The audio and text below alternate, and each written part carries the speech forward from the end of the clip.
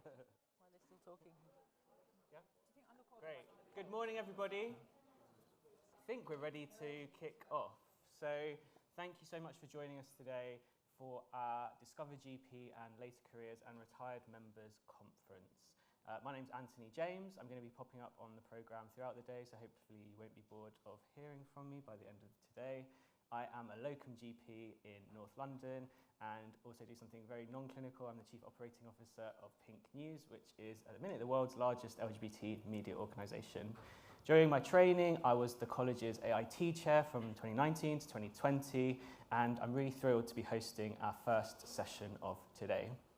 Before we kick off, I think we're all probably in a similar position, worried, feeling stressed and uncertain, and feeling a sense of solidarity with those in Ukraine and those being impacted by the conflict in Ukraine. And I think it would be remiss not to mention what's going on at the minute and the huge impact that's having on many people at the minute as things continue to unfold. And I'm sure that's something that will be coming up throughout many of the sessions today as well. This conference, though, is hopefully going to be a really positive day, bringing together different GP communities from medical students, foundation doctors, prospective GPs, and much more experienced GPs as well in the later stages of their careers, and also retired members as well. Throughout the day, you're going to be hearing from a wide variety of different GPs exploring the many career pathways, the possibilities, opportunities, challenges, and rewards of a career in general practice. Our first panel of today, we are joined by two GPs who perhaps need little introduction, but they are going to try and introduce themselves anyway. We've got Claire and we've got Margaret. I'll hand over to Claire to do a quick intro first. Thanks very much. So I'm a GP in South London. Is this microphone on? I'm also president of this college, and as of the 17th of February, I actually have done 31 continuous years in general practice, and in the same practice, and some of the same patients with the same problems. Clearly, I've been very, very successful in that. Thanks, Claire. Hi, I'm Margaret. I'm a GP in Hull, and I'm also the Vice Chair for Professional Development and Standards for the college. I also wear a GP trainer hat and other hats such as research, delivering research in primary care, chairing certain boards, which I won't bore you with, and I don't think we'll be bored seeing you all day with that outfit on, Anthony. He's told me where I can buy it from. Claire's been exploring ASOS already this morning. So before we kick off as well, one of the main things about the sessions today is that they are interactive. So we'll be coming to the floor for questions throughout, and also for those of people who are joining us online as well. Please do submit your questions in the Q&A. They'll be coming up on the iPad in front of me, and also you can upvote the questions on there as well. So do that so I know which are the most important questions for the audience, and we'll be putting those to Claire and Margaret throughout this first session.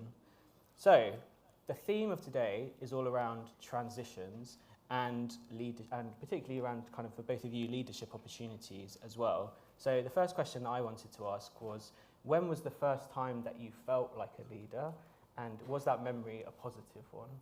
Maybe if we start with Margaret first. Okay, thank you. I think for me, the first time I felt like a leader, it was probably a non-medical role. So about 10 years ago when I was offered a partnership. And something that many of you will identify with, one of the things I struggled with, I called it the juggle struggle, trying to get to sort out my childcare at the end of the day. It was just a minefield.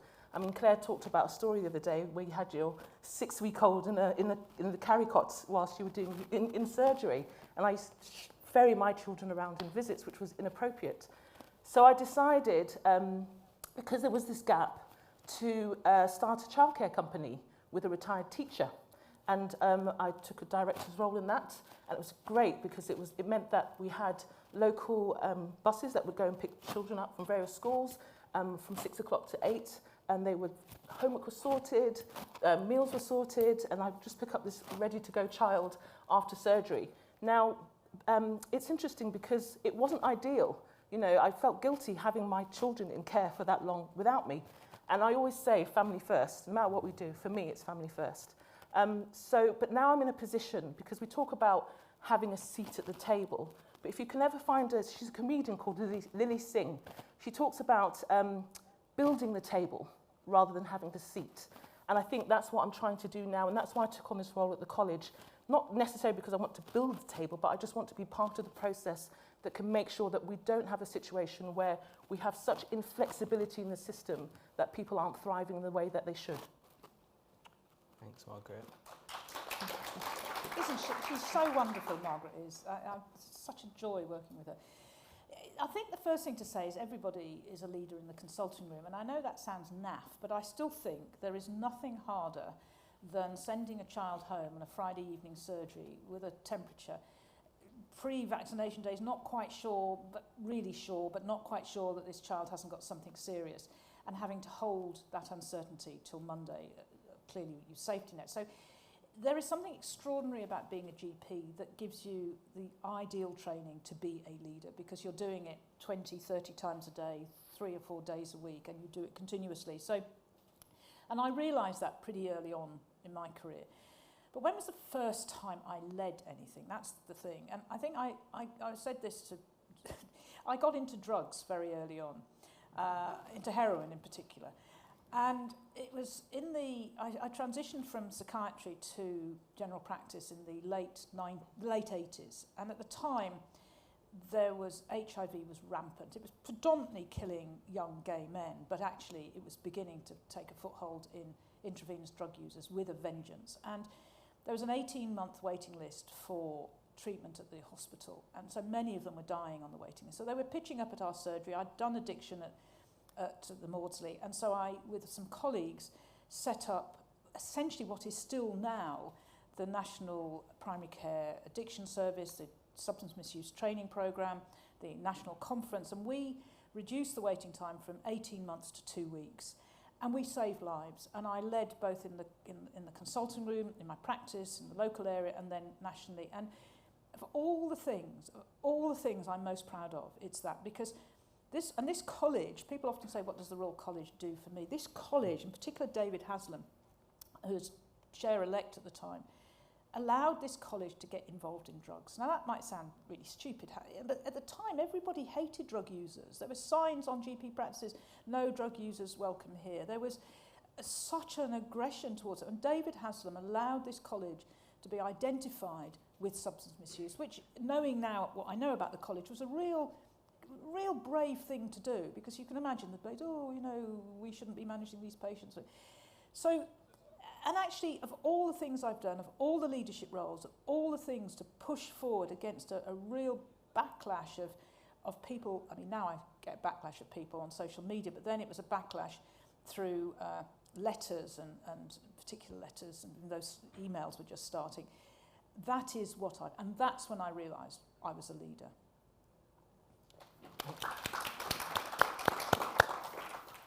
And I think you've highlighted another key question, which we want to come to, which is about some of the challenges that can come through through many of the career transitions. And both of you continue to go through many transitions in your careers, taking on new roles, exploring new opportunities and new challenges which face general practice all the time. In kind of memory, what is some of the biggest challenges, and how do you kind of manage that pressure and some of the kind of difficulties that can come through those transitions? Obviously, trying to do the right thing, trying to follow the things that you're passionate in is always great, but there's always challenge there as well, trying to find balance. There is, yeah, and I've already alluded to, for me, the main challenge was having that commitment to family, but also my commitment to my partner's patients in the practice. So for me, that's been my lifetime biggest challenge, whether I was, trainee, salaried or partner, or even in this role now. I've been away for 4 or 5 days now, and I'm really kind of feeling it not being at home. But for me, it's about building the networks. We always say this, you know, your networks are your net worth, essentially. And I rely so heavily on people around me. In practice, I mean, right now I've got a network of parents shuttling my children to their sporting fixtures. At work, there'll be someone covering me whilst I'm doing college work. It's not always feasible, and sometimes you do have to give to get back. But for me, it's really about building those relationships with others, because without my team, I'm literally nothing. So yeah, for me, it's about building your networks. Great. And I also think, obviously, the positions that people take, certain leadership roles, can in and of themselves feel quite isolating at times, even with that network around you. And I guess for Claire, for someone who has also quite a big profile in the media and in the public sphere as well, I can imagine that can feel quite isolating as well sometimes. Can you talk a bit to that about how you kind of deal with some of that? Well, just as with Margaret, I mean, you've got to get the basics right, and paraphrasing Freud, Sigmund Freud that is, you've got to get the basics. You've got to get some boundary around your life, whether that boundary is a relationship, i.e. a partner, a spouse, whatever, a boundary around a place, a fixed place where you live, and a boundary around a role, a job. And it's very difficult to do it would have been very, very difficult to do what I've done if I hadn't been contained in something, because most GPs have a risk of being all over the place because of our roles, our jobs. We constantly transition from being a GP in the consulting room to doing something outside. So my sense of the reason I've been able to do what I've been able to do is because I've had healthy children, so luck, absolute luck. And then the other one is because I've grounded myself fortunately, in a stable relationship. Now, you know, that again is luck. You pick your spouse or your partner, you know, in your early 20s, when you're still sort of going through all significant changes. So, but in terms of the loneliness of leadership, listen, it is a lonely journey. Even now, people say, well, you're really tough, you're really resilient. I said, no, I'm not. In fact, the older I get, the more vulnerable I get. The more I get, even now, talking about, you know, the more I get upset about negativity, because you've got more to lose, and you've also, it's very difficult to explain. You know, people take pot shots at you. You're not a grassroots GP. And I said, well, what do you mean? My last surgery was Tuesday, because I was away Wednesday, Thursday, Friday, but my last on-call, as you know, was Boxing Day. My next clinic is Monday.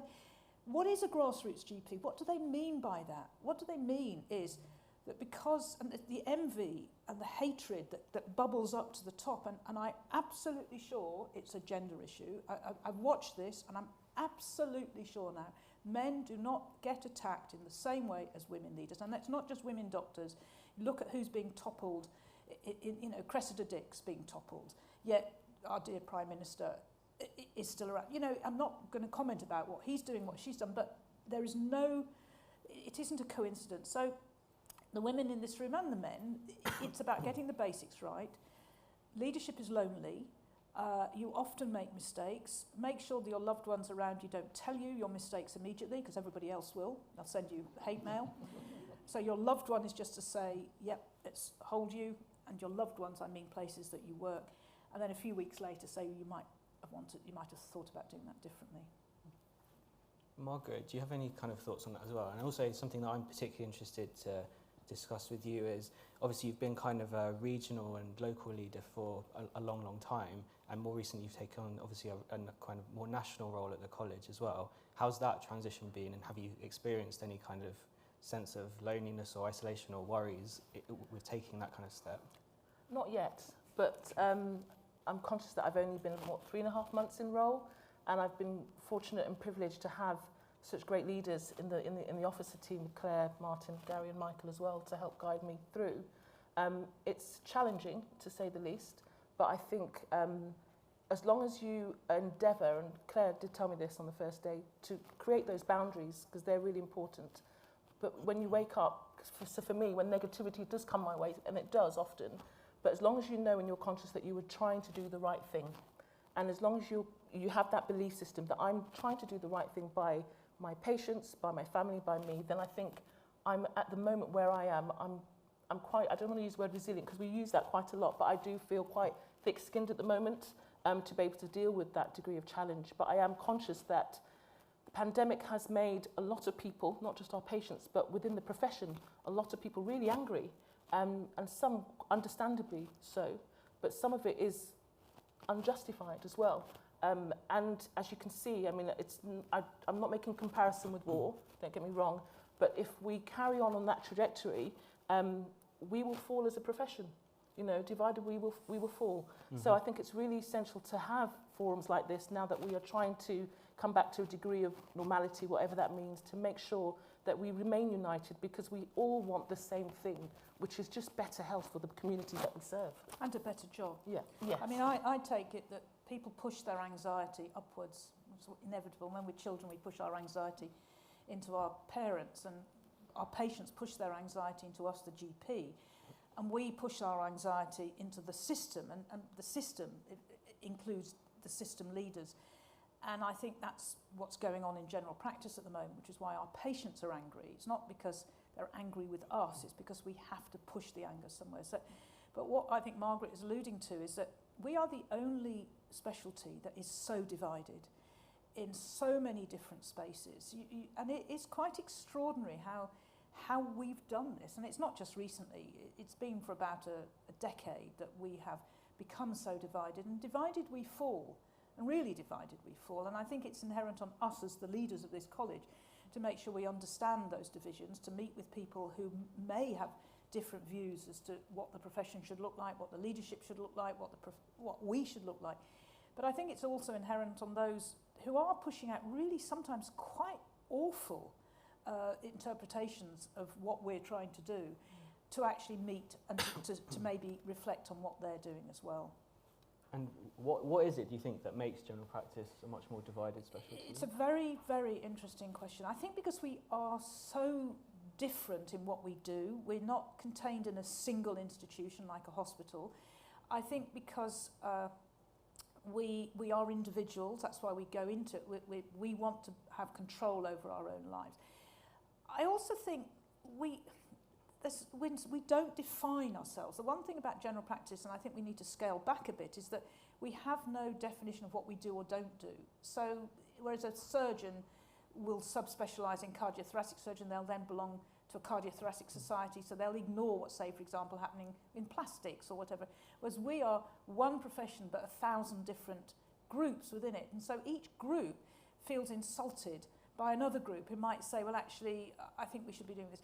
The other thing is, we don't understand each other. So when folk like me say, in a leadership role, there is no point tinkering at the edges of general practice. We have flexed and adapted and learned to modernise and transitioned and done everything we cannot do anymore. If we're going to save general practice and save the NHS, the rest of the system has to adapt. And then I'm told that I'm anti-hospital doctor, which is so ridiculous because I've looked after 17,000 of them with mental illness. But instead of then the profession, my profession, coming in and saying, it's ridiculous, Claire's not against, and we do have to make sure that we don't get 25% of acute trusts aren't able to do electronic prescriptions. So it's not against the doctors or the nurses, it's the system. But instead we sort of then start fighting amongst ourselves rather than saying, so how can we help the system help us, and by helping us help our patients? And then what happens is leaders like me get all of that projected, all the angst projected, so we end up fighting amongst ourselves. So I don't know. I mean, that's my interpretation of it. Yeah, I mean, I definitely, when I was chair, AiT chair here, very different role to both of you, not as much pressure, but it was during the first waves of the pandemic, and obviously there were changes to exams, there was a lot of obviously tension and changes that went through during that period for everybody, but definitely always something that I met during my term was a huge amount of kind of negativity, let's say, towards the college and towards what the future role that the college would play in my colleagues' like future careers would be. And Claire, you kind of touched on there about this sense of kind of fracturedness and lack of unity. Margaret, as someone who's relatively new to the college in your role, what do you think the kind of next steps of the college are in kind of being one of the forces that can try and reunify people? I think it's just trying to bring everyone back into the fold and respect of different roles within primary care, because it's evolving and it continues to evolve, and to acknowledge that what I wanted in terms of my career progression when I finished and CCT'd is very different to what my trainees want now. You know, I had one of my trainees 2 weeks ago passed his exams, and he came in, the tutorial was about developing his career, and he sat down and he said to me, right, what can I do that doesn't involve seeing patients? And I was just mortified. I was like, you've just spent the last 3 years. But what he meant, which he articulated really well, was he wants to do 2 sessions. He thinks 4 sessions. He only has 2 days in him because he feels overwhelmed with the complexity of what we have to deal with, because all the other stuff now is going to our additional roles, and so he knows his limits of competence, so what else can he do? And I think it's recognising that there are people now, locums, different medics within the system, PAs. You will remember the resistance when we had PAs come into the system. And that's what we're having now. We just need a general respect of different roles and actually realising that, particularly with our retired members, how do we keep them involved in particularly things like teaching? You know, I was associate director of our local medical school, and we had an army of retired members who still wanted to be educators, but the red tape to try and get them back into the system was just mind-numbing. But so we've done that, Margaret. Our profession has done. Yeah. We've done that. This college. Yeah. We've created the red tape. But we need to undo that, Claire. That's what I'm saying. And Yeah, that's, I know. it's up to us to try and really undo that and just make common sense come back. We you know, also make have it to be honest, because I've said for many years, I don't think a GP can do more than 4 or 5 face-to-face clinical sessions a week and stay sane. And I've also challenged, and again, I've been criticised and being against hospital doctors. I'm not. I've challenged any other specialty where de facto full-time is what we expect our GPs full-time to be 8 clinical sessions. Now, there's nobody, maybe A&E doctors might possibly do 8. And then I get, oh, but I do this, I do that, and say, well, actually, you don't as de facto as your job plan. And I think actually, I think your trainee should stay in the consulting room for at least 2 years to learn the job. I think 3 to 4 clinical sessions and possibly an extended hours session done remotely face-to-face is ideal. And then the other thing is, please don't call yourself portfolio career doctors. Don't call yourself part-time. You are full-time GPs doing different things. And I think we've also created the language. And we've created the language. You don't say you've got a portfolio career as a surgeon because you happen to do 3 cutting sessions, 1 teaching session, 1 management. So we are our own worst enemy, really. And I think we together, you sitting in this audience and listening to this, as Margaret said, we've got to regroup with all those people who have different views. And the reason to regroup around the college is that the college has the power and the authority to make change. We spend so much of our time firefighting our own profession rather than trying to find a solution to the mess that we're in. I think that's a really interesting point. And it's, to me, I don't know if I'm right or wrong on this, but that kind of the language around portfolio careers and part-time GP is in some ways kind of tied up in the marketing we felt we've had to do as a profession to get more and more people into the training scheme, and to, in some ways, I think, give a sense of validity to general practice is like a fulfilling, meaningful career. And it's again going back to the kind of medical school competition that's built into that you're just a GP. It's a fabulous, fabulous career. And I often say there has never been a better time to be a GP than now. If I was to turn the clock back 40 years, I qualified in, 1983. Most of you weren't born in 1983. I would still be a GP. But I was told by a very good friend of mine when I was at UCLH revising for finals, don't be a GP, they're all shit. I thought, oh, thanks, despite the fact my father was a GP. So I think, and listen, the problems we've got because we're so good, that's the problem. Your lovely trainee, he's clever, he's innovative. You're doing pink news, did you say? You know, it's because you're clever. So we shouldn't be ashamed that we are developing the care and the health system for our profession, but let's do it collectively so we can fight together and sort this out. Definitely. I'm conscious of time. We haven't actually got any questions in the Q&A, so people who are joining us online, do keep submitting questions for Claire and Margaret. But do we have any questions for Claire and Margaret from the floor at all? Yes. Just interested in what Claire said, whether I understood it or not, in response to Margaret's trainee. Are you proposing that because it's training doesn't necessarily prepare us for clinical practice, that we have more clinical experiences as extended from the training, almost as compulsory? Was that what you were intimating? Well, we at this college got the approval for an extended 4, even 5 years training. It's just it was never implemented. What I think and what I'm saying is the hardest place to work is in the locum space. If you're not in a contained space, especially if you're doing lots of different locums, the best place to work is within the practice that's trained you. And I think it takes 2 years, and I think 4 sessions a week is fine, 4 + 1.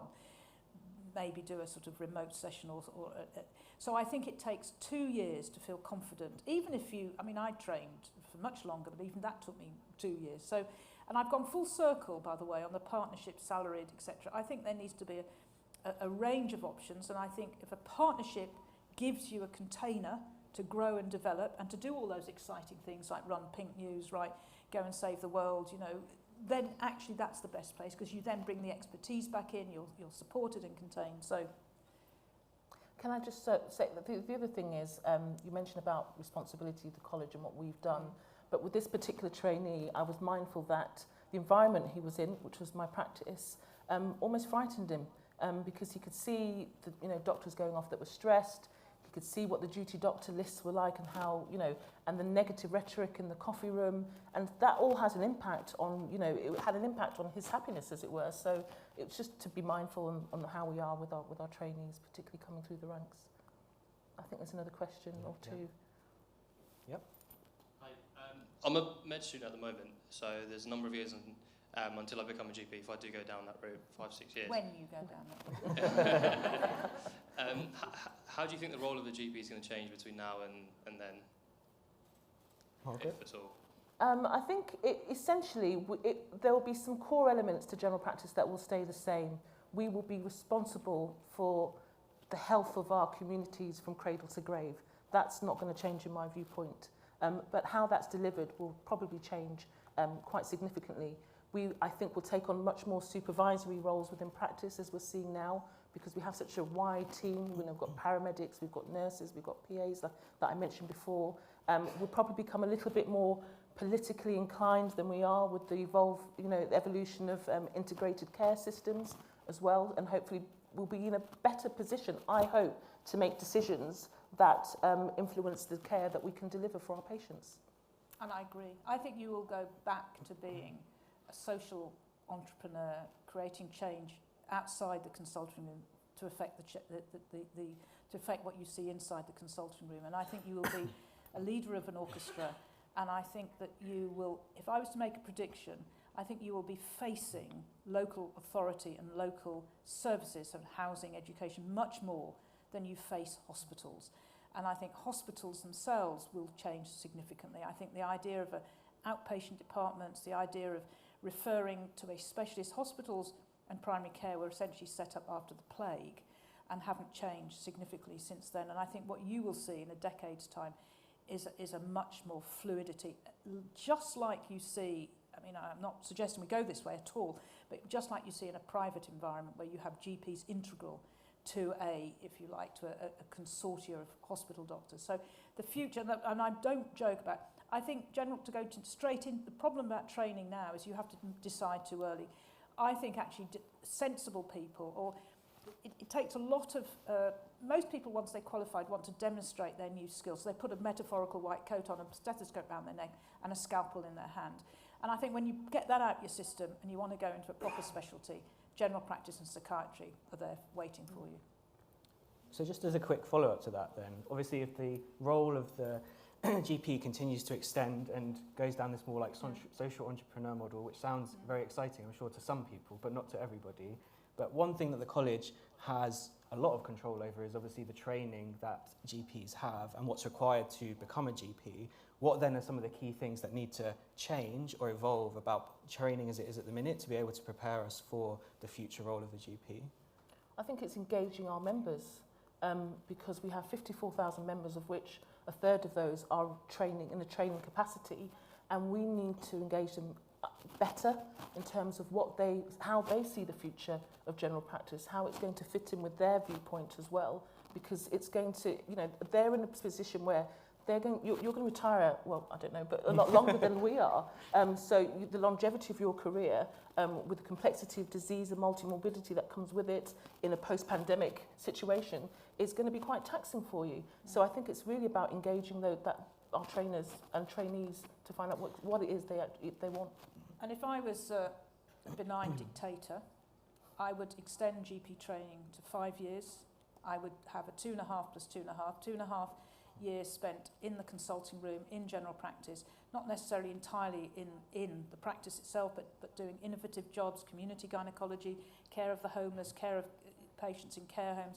And the rest of the 2.5 years, a mix of a few hospital jobs, but also allowing you, the next generation, to do leadership courses, public health, develop your special interest, contained within a 5-year programme. That's what we got agreement for, by the way, in 2013. It was actually, we only got agreement for 4, but it's what and it's never been implemented. And I think if we want self-respect in our profession, we have to be able to do that, because I think the lady here says, you implied that the doctors qualified now may not be confident, but with the shorter training you have as trainees now, and with the complexity, and with the depth and breadth of what we can offer as a profession, I think if that's where we have to go. And that would, I think, give us self-respect as a profession, give our trainees the space and the time to develop their special interest contained within a training environment. Thanks, Claire and Margaret. Any other questions from the floor? Yes. So I've just started my foundation years, so quite early on as well. With the aspect of change, I feel obviously when you're in a leadership role, you face, you know, certain criticisms. Like you mentioned, it can be a lonely place. When we start off in our careers, I feel the aspect of changing things that perhaps where we want to see change is a bit more difficult, because we are more concerned about the impact that could have on each other, on colleagues, on our work. So any advice for that? That's a very, very good Thank question. you. It's about how can we affect change when we're surrounded by people in a junior position. The first thing I ever affected change, really, and I remember, was when I started my GP partnership, and there was the doctor's bag. This sounds really ridiculous, but there was a doctor's bag. And I'd just come from my training practice, and something had been published about what needed to be in the doctor's bag, in the emergency bag, and it was all wrong. So I said to the manager, we need to change this all. Anyway, the senior partner came and shouted at me, how dare you come in, you're changing. And I realised then that bringing about change, even something as small and as safe, actually, if you didn't take people along with you, created this. Now, what I should have done was gone to speak to him in his consulting and say, look, I won't call him what his name, but, you know, what do you think? We don't have any modern drugs. There's this article in Pulse, you know, or the PJG. So bring people, and then the other thing is, try not to take on too much. You cannot change the world. You know, just change what's within your sphere. Within my sphere was to change the doctor's bag, and I changed it. I think you can change the world, but I'm the forever optimist. And I think even in a junior role, I wouldn't feel, don't let your position or hierarchy, you know, disallow you from wanting to create that change. At last year's conference, I think we had a medical student who goes by the name of Malone. And Malone realised in his 2nd or 3rd year at medical school that he wasn't seeing many pictures in dermatology books of, you know, black and brown skin. And he went, you know, and he's now, you know, he's well known in that sphere for creating literature and pictures and text. So you can lead, you know, we've got Greta Thunberg, you can lead from wherever you are, but it's just making sure that... But you still have to take people with you. You still have to get money. Yeah, you still have to, if you want to make, you know. So let's start simple. But by the way, you're all change agents. You change people's lives in the consulting room, always, every day. Not medical students, because you're not medical. And I have to say, from my own personal position, I do think that it's not easy, but it's definitely possible to make change at any stage of your career. Margaret's referenced Malone, who is still a medical student at the time. I'm not sure if he's finished now, but you see from medical students through foundation training into specialty training, there are an increasing number of opportunities for people at all stages to influence and have their voice heard. That's something that, as both Margaret and Claire referenced, we need to do more of, is listening to people at more junior career stages as well to work out what they want. But I can definitely say that for me personally, as a GP trainee, I felt incredibly well supported and had a large number of opportunities to really make quite impactful change at times, still at an early stage. So definitely it's possible. I think we've got time for one more question. Somebody over there. Oh, Yes. hello. Hi, it's Rebekah Viney here. I completely agree, Claire, that this is the best career in the world, being a GP. We're very lucky, and it was David Haslam who said that first, and I love it. But how are we going to retain the workforce going forward? How do we prevent burnout? in my family, I'm probably going to live to 100. And I think a lot of us are, despite the COVID, because we're intelligent and we look after our health and so on. We're very fortunate. And how do we make sure that we don't burn people out? Retirement is a flawed concept, and we can't afford for everybody to take their pension so young. So if I've got another 30 years, what am I going to do with it? Well, first thing is to understand you will get burnt out. I think any job where you give more to others than you receive yourself, you'll get burnt out. But the thing is to recognise it and to deal with it. And for me, when I became burnt out, it was when I lost curiosity for patients. I really wasn't interested in them. I wasn't interested in their stories. And when you lose that, that's the first thing. But the other issue is much, much bigger. It's much, and I said it, you know, I think it's about us regrouping, coming back to organisations such as this and dealing with the big ticket issues, because you only burn out en masse when you've got a burning platform. And we've got a burning platform, and we've got a burning platform because of the workload, the intensity of the workload, but also everybody's got a burning. Hospital doctors aren't happy, and I think we need to redesign the system in order that we start setting our ambitions for patients, continuity, care, coordination, prevention, and care across the transition, and then start to actually really shift the system to allow us to deliver better care. And if we don't do it, by the way, soon, there's going to be a reduction in real terms in NHS funding because of inflation. And if we don't do this, if we continue on the way, and I've taken photos of what I had to do when I did all the document last week of all the transitional work that's going to cost money, because it costs me money because I'm having to do it. And if we don't sort this out, we won't have a proper health system. So what I'm going to say to you, all of you as leaders, is we've got to engage not just within our own profession and get united, but within our secondary care colleagues to ahead of any legislation, ahead of all of these ICSs and PCSs, and there'll be another S or T or G. They'll all come every 2 years. But we've got to start getting a debate with our local trusts and to say, how are we going to make things better, because there isn't going to be any new money. And the more you send us a prescription to do and not do it in your own system, you're adding cost into the system. The more you repeat blood tests, but you're adding. So there's no simple answer, Rebekah, except this is a system-wide problem now. I also think, so apart from all the external stuff and engagement that you need to do that Claire's alluded to, internally, one of the things that we're really bad at is looking after ourselves. And if you don't start with self, you can't look after anybody else, in my opinion.